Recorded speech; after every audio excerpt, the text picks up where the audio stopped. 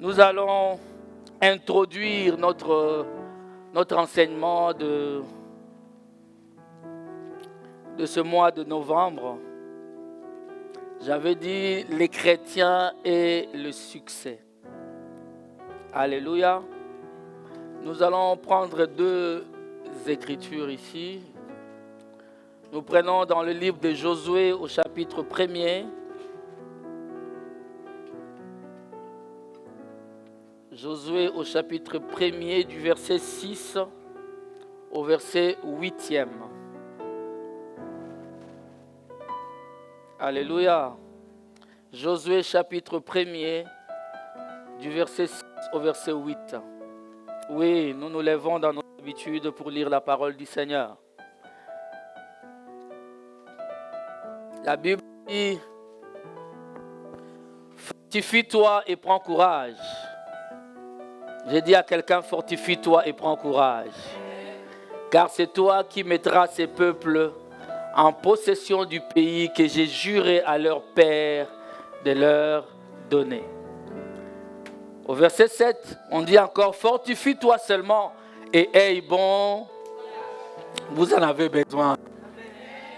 En agissant fidèlement selon toute la loi que Moïse, mon serviteur, t'a prescrite. Ne t'en détourne ni à droite ni à gauche, afin de faire quoi? De réussir. Dis à quelqu'un, tu réussiras. Dans tout ce que tu entreprendras. Proclame-le pour quelqu'un. Dis à quelqu'un, tu réussiras. Dans tout ce que tu entreprendras. Que ce livre de la loi ne s'éloigne point de ta bouche. Médite-le jour et nuit, pour agir fidèlement selon tout ce qui est écrit, car c'est alors que tu auras du dans tes entreprises, c'est alors que tu réussiras. Donnez-moi un amen bien.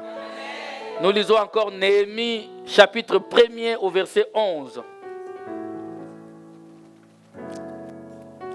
Néhémie chapitre 1, le verset 11.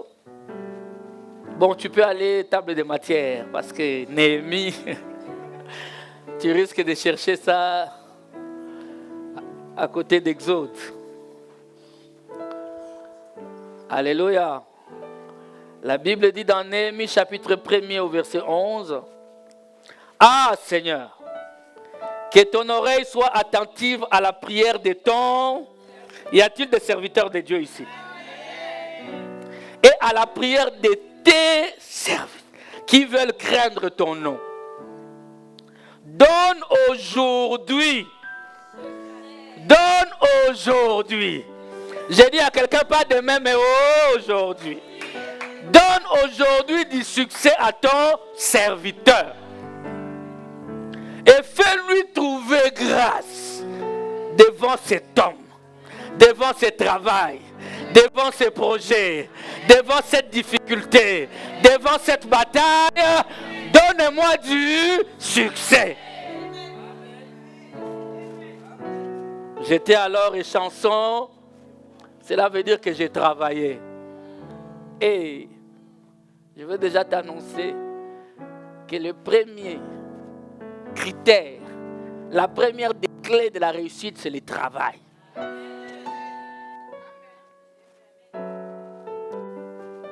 On va vraiment dire de bonnes choses. Il y a quelqu'un, on va dire de bonnes choses. Nous pouvons nous asseoir au nom de Jésus. Alléluia. Les succès, les chrétiens et le succès. Vous savez, dans la vie, nous avons toujours du mal à supporter certains poids. Alléluia. Nous croyons tellement saints que nous nous éloignons de certaines choses que nous croyons ne pas marcher avec la sainteté, avec une vie de sanctification. Amen. Vous savez, nous aujourd'hui, nous comprenons. Mais les chrétiens d'antan, quand moi j'étais encore enfant, quand mon papa était pasteur en Nzambe Malam, avoir de l'argent était synonyme de s'éloigner de Dieu. Quand on était chrétien, on devait faire vœu. C'est comme si le vœu de pauvreté, ça veut dire, hey my God, je vais t'annoncer une bonne nouvelle. Dieu a pris ta place. Et toi, tu prends sa place. Amen. Le succès va de pair avec un chrétien sauvé par grâce. Un chrétien sauvé mène une vie de succès. Donnez-moi un amen bien. Ne sépare pas chrétien et succès. Ne sépare pas chrétien et réussite. Ne sépare pas chrétien et élévation. Ne sépare pas chrétien et popularité. Ça peut arriver.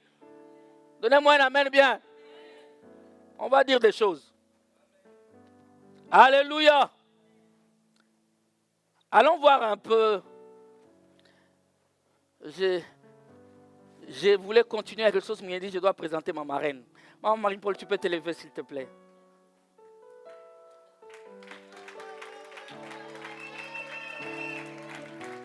Vous pouvez vous asseoir. J'ai une marraine haute en couleur. Amen. Nous sommes toujours fiers d'elle. Alléluia. Les succès est un résultat. Dis avec moi un résultat. Et qui dit résultat, pour tout résultat, il y a des préalables. Le succès est un résultat obtenu dans une entreprise, un travail et même dans une épreuve sportive, n'est-ce pas? Il a du succès. Donc c'est un résultat. Je vais vraiment juste introduire, on va clôturer. Pour aujourd'hui, je n'irai pas loin. Alléluia. Est un résultat obtenu dans une entreprise, un travail ou une épreuve sportive. Voilà pourquoi on dit que ces efforts ont été couronnés de succès. Dis avec moi effort. Par là, nous voyons que sans effort, on a du mal à arriver au succès. Alléluia. C'est un résultat heureux. Et nous comprenons par là que le succès est donc la réussite. Le succès, c'est la réussite.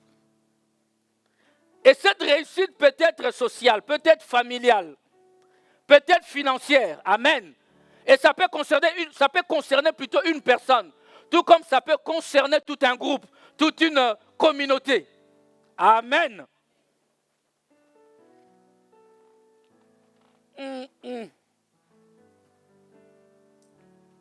Alléluia. Pour comprendre bien un mot, moi j'aime voir les synonymes de ce mot. Amen. Pour comprendre un mot, cherche les synonymes. Parce que des fois tu utilises les synonymes, oubliant que c'est le mot en question. Vous comprenez?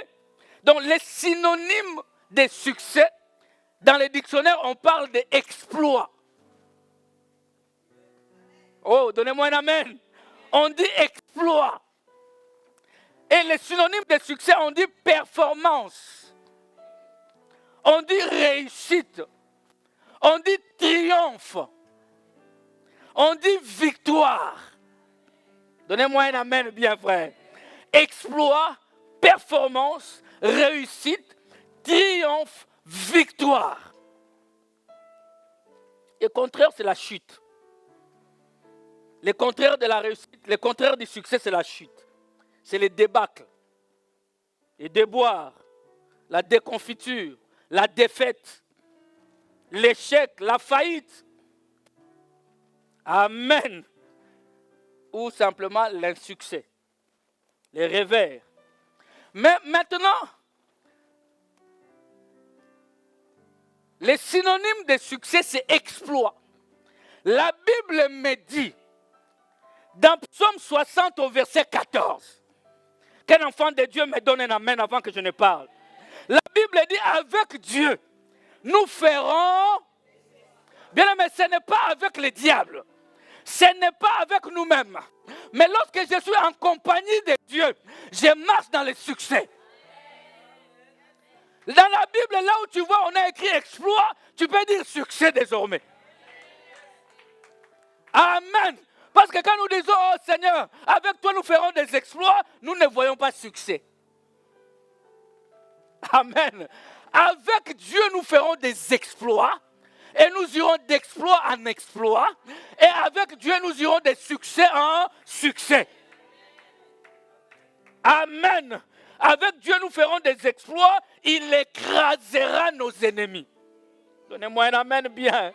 Il écrasera nos ennemis. Et pendant que toi, tu marches avec Dieu, on va voir à la suite de l'enseignement qu'il y a des préalables lorsque nous marchons avec Dieu. Mais aujourd'hui, je vais te faire du bien. Jusqu'à la fin, je ferai que du bien.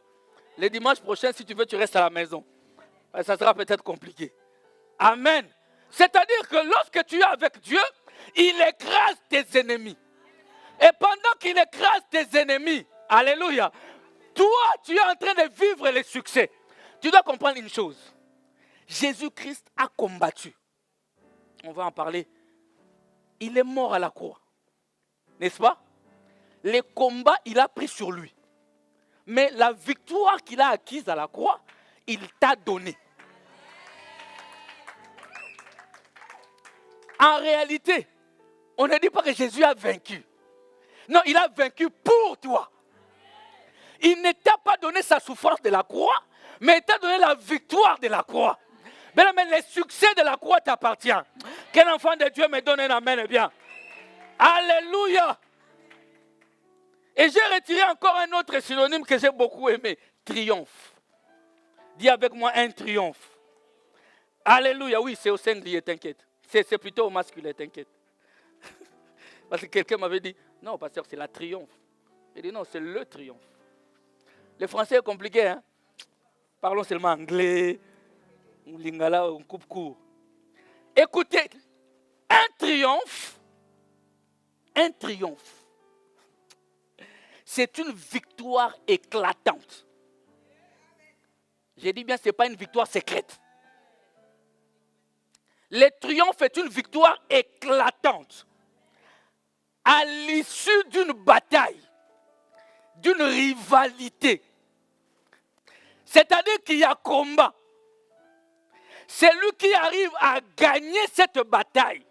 La Bible dit que la victoire, plutôt le triomphe, comme je viens de définir ça, c'est une victoire éclatante. Mais à l'issue d'une bataille. Alléluia. Y a-t-il de ceux qui peuvent se lever et combattre dans la foi? Alléluia. Pourquoi je vous dis, moi je ne comprends pas les gens dans les églises aujourd'hui. Ils viennent pour que seulement on prie pour eux. On prie pour eux. Et toi-même, tu prieras quand? Oh, dans cette église-là, il n'y a pas de suivi. On ne nous suit pas bien. On doit te suivre jusqu'à quand? On t'a annoncé la parole, on t'a conduit à l'église. Tu veux encore quoi? Ce qu'on prêche là, tu n'appliques pas. J'ai changé d'église parce qu'il n'y a pas de suivi. Écoute-moi bien. Écoute-moi bien. Le Saint-Esprit, moi quand je dis des choses comme ça, c'est la Bible. Le Saint-Esprit est descendu le jour de la Pentecôte. Amen, n'est-ce pas? On peut dire amen. L'église a commencé, n'est-ce pas? 3000 âmes sauvées, n'est-ce pas? La Bible dit quoi? C'est l'apôtre Paul et c'est Pierre et Jean et Matthieu qui sont partis. Les gens là ont vendu tout. C'est eux qui sont venus. Ah, j'ai comme l'impression que tu n'es pas arrivé. Tu as vu dans la Bible Matthieu, Pierre, Jean, il a sorti. On va faire le suivi chez nos bandits. Ces pasteurs-là, ils ne nous rendent pas visite. Amen. Voilà pourquoi il y en a qui restent des bébés spirituels jusqu'aujourd'hui. Et tu vas d'un prophète à un prophète. Je dis prophète, hein? Non, d'un charlatan à un autre charlatan. Te voilà. Te voilà. Tu es ici, mais en même temps, tu as ta prophétesse, mère des nations. My God. Mère des nations. Qui te suit en cachette. Alléluia. Amen. C'est-à-dire qu'en ce moment-là, c'était eux qui ont tout laissé. La Bible dit qu'ils ont tout laissé. Ils sont venus au pied des disciples pour continuer à apprendre, à grandir, à être fortifiés par la foi. Changeons cela. Alléluia. Alléluia. Apprenons à nous battre. Bien-aimés, les triomphes. J'ai dit à quelqu'un qu'à la fin de cette année, il nous reste 2 mois. Tu vas triompher dans les domaines que tu travailles. J'ai dit que tu vas triompher dans les domaines que tu travailles. Que quelqu'un le reçoive au nom de Jésus. La Bible me dit dans Colossiens chapitre 2. Colossiens chapitre 2 à partir du verset 14. Ah, dis avec moi, victoire éclatante. C'est ça le triomphe. C'est ça le triomphe. Alléluia. La Bible dit, la plus grande des victoires et la plus grande des batailles. Oh, donnez-moi un amen bien. Colossiens chapitre 2 à partir du verset 14. Est-ce qu'on peut la voir? La Bible dit, il a effacé l'acte dont les ordonnances nous condamnaient et qui subsistait contre nous. Je vous ai expliqué ça une fois ici en disant ceci. En fait, il a effacé l'acte dont les ordonnances nous condamnaient. Et mais ça nous condamnait toujours, ça nous condamnait pas seulement, mais ça subsistait. Ces ordonnances ont subsisté. Il y a eu Moïse est venu. Ces ordonnances ont subsisté. Alléluia. Élie, Élisée, Nathan, tous les prophètes sont venus. Ces ordonnances ont subsisté. Ah, gloire soit rendue à notre Seigneur Jésus. Il a effacé l'acte dont les ordonnances nous condamnaient qui subsistait contre nous. Et il l'a détruit en les clouant à la croix. Un enfant de Dieu doit dire Amen. Il a dépouillé les dominations et les autorités. Et les a livrés. Dis avec moi publiquement, en spectacle. Allons-y en triomphant d'elle par la croix. Oh bien-aimé, il a triomphé à la croix. Alléluia, une victoire éclatante. Il a triomphé. Ce n'était pas en cachette. Jésus a triomphé. Alléluia. Et ceux qui sont avec Jésus triomphent. Ah, donne-moi un amen bien. Ceux qui sont avec Jésus triomphent. L'œuvre de la croix, bien-aimé, vous savez, il y a une petite nuance entre la réussite et le succès. Juste une nuance. Mais continuons. 1 Jean chapitre 5. 1 Jean chapitre 5, le verset 3 à 5. Alléluia. 1 Jean 5, 3 à 5, la Bible dit, car l'amour de Dieu consiste à garder ses commandements. Et ces commandements ne sont pas pénibles. Parce que tout ce qui est né de Dieu fait quoi? Est-ce qu'il y a des enfants de Dieu ici?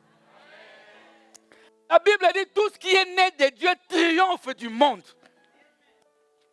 Vous avez le succès sur le monde. Le succès sur toute forme de piège. Alléluia. Les péchés. Toute la sorcellerie, tous les démons de l'enfer. S'ils s'élèvent contre toi, Dieu dit, parce que tu es né de Dieu, tu triomphes du monde. Pour la raison pour laquelle tu triomphes, ce n'est pas parce que tu es né d'un homme et d'une femme. Non, c'est parce que tu es né d'esprit. Tu n'es pas la volonté de la chair. Tu n'es pas la volonté du sang, mais tu es la volonté de l'esprit. Ceux qui sont nés de Dieu triomphent du monde. Que celui qui le croit le vive. Au nom de Jésus. Il triomphe du monde. C'est notre foi. Qui est celui qui a triomphé du monde? Sinon, celui qui croit que Jésus est le Fils de Dieu. Y a-t-il des croyants ici? Ah, j'aime cela. 2 Pierre, chapitre 2. Alléluia. 2 Pierre, chapitre 2. Les versets 18 et 19.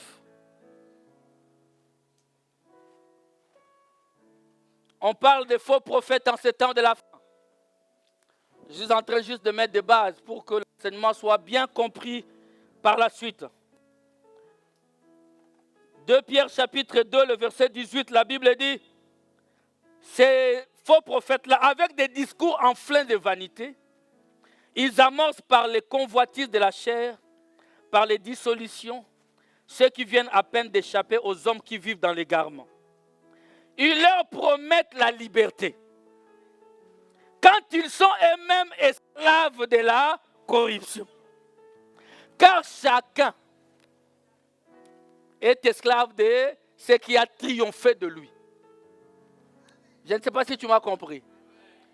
C'est-à-dire, s'il y a un péché qui a le dessus sur ta vie, ce péché a le succès sur ta vie. Alléluia. Et toi, tu es son esclave. C'est aussi simple que ça. Peut-être tu avais compris, mais tu ne voulais pas admettre ça comme ça. Moi, je l'ai dit de façon crue vraiment, pour que tu comprennes. Donc, s'il y a un péché qui a le dessus sur toi, tu es son esclave. Car chacun de nous est esclave de celui qui a triomphé de lui. Mais laisse-moi t'annoncer une bonne nouvelle. Si c'est toi qui as le dessus, ce péché-là est esclave de toi. Maintenant, adressons les tableaux, j'aime bien les dresser. Alléluia. Mais cette chair, si la chair a le dessus sur toi, tu es esclave de la chair. Voilà pourquoi, lorsque la chair te dit mens, tu mens. Lorsqu'il te dit vole, tu voles. Lorsqu'il dit trompe ta femme, tu trompes. Trompe ton mari, tu trompes. Lorsqu'il te dit vole, tu voles. Lorsqu'il te dit hey, maintenant tu dois haïr, c'est voilà quoi toi tu commences à haïr les gens. Ah, lorsqu'il te dit maintenant c'est le commérage, toi tu es son esclave. Te voilà qui rentre dans le costume de commérage. Lorsqu'on te dit critique négative, hey, toi tu es premier. C'est-à-dire ces choses, c'est-à-dire que la chair a les dessus sur toi. Alléluia. Mais gloire soit rendue au Seigneur Jésus-Christ, qui a renversé la chose. Bien, mais nous ne sommes plus nés de la chair, nous sommes nés de nouveau. Et si tu es né de Dieu, tu as les dessus sur cet emballage. Ah, je veux dire, acclame le Saint-Esprit. Bien, mais tu as les dessus sur cet emballage. Les chrétiens, frère, lorsque ta chair te dit va dormir, te voilà qui dort. Quand l'esprit te dit dors plus tôt pour prier à 4 heures du matin, tu n'arrives pas. Qui te contrôle? Tu es esclave de qui? Qui a triomphé de toi? Le sommeil. Comment je vais frapper le sommeil pendant cet enseignement? Le sommeil. Laissons les vieillards dormir. Ils ont beaucoup travaillé. Toi, tu as 30, 40 ans, 50 ans, pressé à Nini. Travaille. Travaille. Le corps a pris le dessus sur toi. Tu es incapable de voir une femme bien habillée. J'ai dit bien habillée. Qui ne t'a même pas bipé. Juste une femme élégante. Tu deviens comme une brebis qu'on amène à l'abattoir. Au Mikabi. Te voilà qui va. Ou te tuer toi-même. Mais qu'est-ce qui te conduit? C'est ce qui a triomphé de toi. Pose-toi la question aujourd'hui.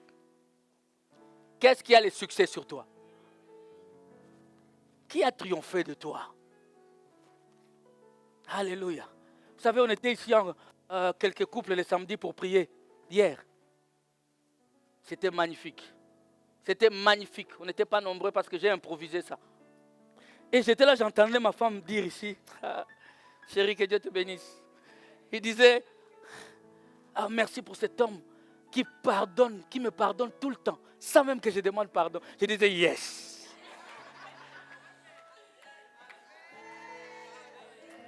Je vous dis, moi je ne regarde même pas quoi. Reçois.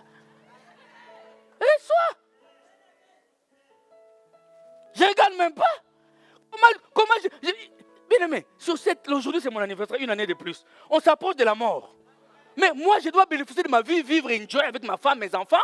Et toi, tu viens là parce que j'ai passé une journée, une minute. J'ai gaspillé mon après-midi dans la colère, sans vivre.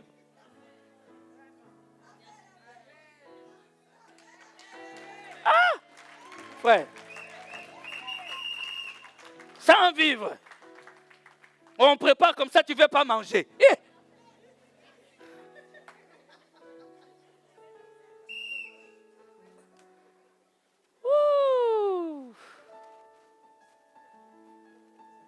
Qu'est-ce qui a triomphé de toi? Qu'est-ce qui a triomphé? La colère? Les animosités? Qu'est-ce qui a triomphé de toi? Le mensonge? Qu'est-ce qui a triomphé de eux? Si vous êtes à deux la couple, dis à l'autre, je te pardonne. Hé, que ça sorte! Hé, Seigneur Dieu, j'ai vu les regards. Non, dis-lui bien, dis, je te pardonne.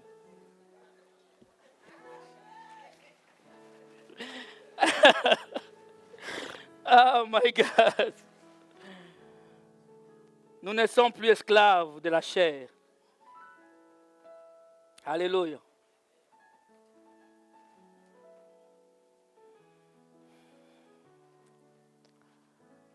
Vous savez, la réussite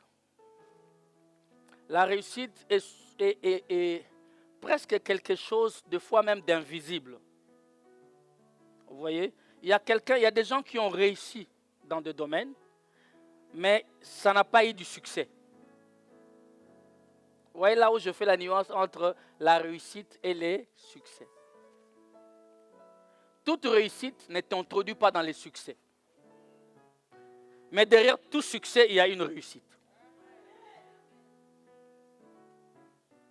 Amen. Je vais vous expliquer. Il y a des gens, prenons simplement le monsieur ici, Steve Jobs, qui a fait quoi? Apple et tout ça. Il n'a pas eu de succès quand il a réussi son truc. Quand il a mis un projet en place, il a vu que son projet marche. Pour lui, il a réussi. Vous comprenez? Lui, il a réussi. Hein. C'était OK. Il a fait 1 + 2, voilà, il a vu sa marche, son processus, tout est bon. Ah, c'est que je voulais, Eureka, j'ai trouvé. Il a réussi. Mais ça n'avait pas encore d'ampleur. Quelqu'un peut me donner un amen? Les succès dépassent les frontières. Les succès tiennent compte du nombre de personnes qui sont touchées par ce que tu as réussi. Les succès, c'est l'ampleur. Amen. Vous savez qu'il y en a qui ont réussi leur ministère, mais sans pour autant avoir du succès. Il y en a d'ailleurs beaucoup. Alléluia. Parce qu'il a marché à l'écoute de Dieu. Alléluia. La réussite, c'est ça. Chacun de nous a des réussites dans sa vie. Mais cela ne t'introduit pas dans les succès. Les succès, c'est autre chose. Les succès, c'est quand tu deviens une lampe sur la montagne. Amen. Les succès, quand tu deviens une étoile qui éclaire les autres. Les succès, lorsque tu brilles et tu brilles. Les succès, c'est ça. Les succès, c'est quand tu sors. Ça commence à être compliqué. Alléluia. Quelqu'un m'a donné la main bien.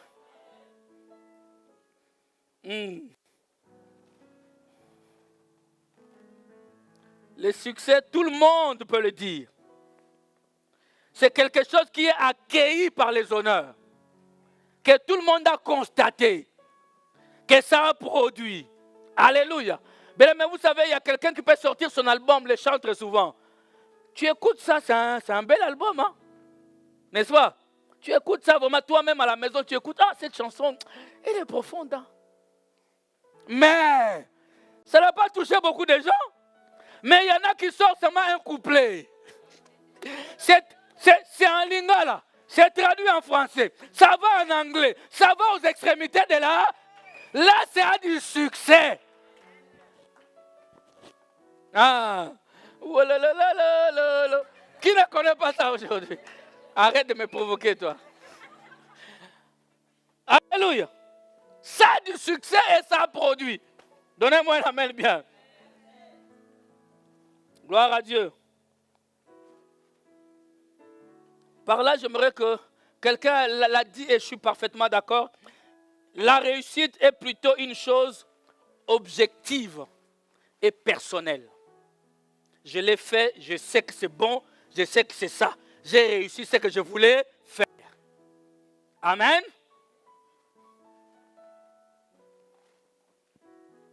Alors que le succès est plutôt quelque chose aussi de subjectif, quelque chose de populaire qui a atteint des masses. Amen.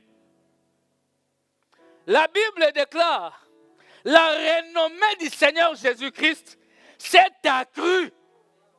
La renommée. Je dis avec que Jésus avait du succès. Sa renommée s'est accrue par l'accomplissement de ses promesses. Tout ce qu'il faisait, parce que cela s'accomplissait, alors est allé de gloire en gloire. Alléluia. Je vais te dire une chose. Jésus est venu sur la terre avec une mission. N'est-ce pas? Avec une mission bien précise. Il est allé à la croix. Je vais t'annoncer, te dire ceci. À la croix, Jésus a-t-il accompli sa mission ou pas? Mais donnez-moi un amen, non? Il l'a accompli. Jésus a-t-il réussi sa mission ou pas? Amen. Mais avant Pentecôte, est-ce qu'il avait le succès? Je vais même t'annoncer, même ses propres disciples ont repris leurs activités après. Ah, je ne sais pas si tu me suis ou pas. Les disciples retournèrent à leurs cailloux. Comme on dit en Europe. Les disciples ont retourné à leurs cailloux. Le sauveur en question est mort. C'est comme s'il a échoué. Le sauveur en question est mort. Pierre, encore Pierre le leader, toujours en train de parler. Il dit, petit Matthieu, viens. On rentre dans le... Comment on va manger? Les gars, là, est parti. Ils ont cru que Jésus a échoué. Mais d'une manière objective, Jésus, lui, savait qu'il a réussi sa mission. Ah, est-ce que je parle à des petits Jésus ici? Est-ce que je parle à des petits Jésus ici? Bien, mais ta réussite ne dépend pas de ce que les gens disent. Oh. Hein? Du moment où moi je sais, peu importe ce que vous dites, ça va éclore. Une des clés du succès, comme on va le voir, ce n'est pas suivre la masse. Tu ne réussiras jamais si tu suis la masse. Pierre a dit, retournons à nos occupations. Les mamans ont pleuré. Ils ont enterré. Tout c'était fini. Jésus lui-même d'ailleurs, en train de marcher sur le chemin de Maús, il croise les deux disciples en train de pleurer.